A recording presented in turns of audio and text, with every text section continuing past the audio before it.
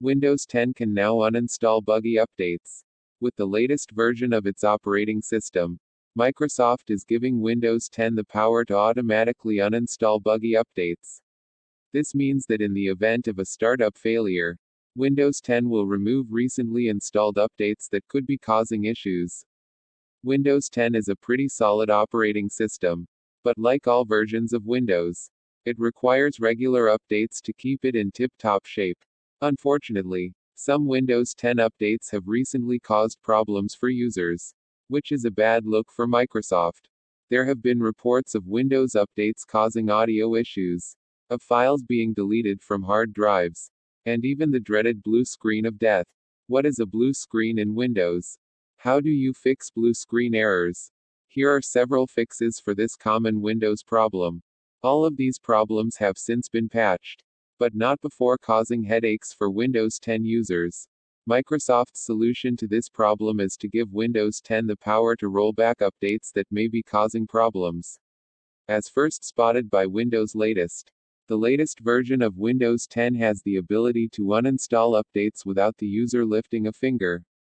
In a Windows support note, Microsoft explains that in the event of a startup failure, Windows will try to diagnose and resolve failures due to disk issues, system file corruption, invalid registry keys, or other such causes. If this doesn't work, Windows will then determine if the startup issue was introduced after recent driver or quality updates were installed. And, if so, these updates may be uninstalled automatically to get the device back to a workable state. Microsoft is keen to point out that this is only done as a last resort.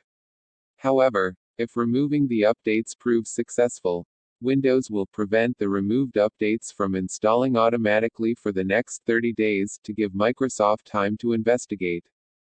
This is a new feature that's currently only available for Windows insiders running Windows 10 Insider Preview.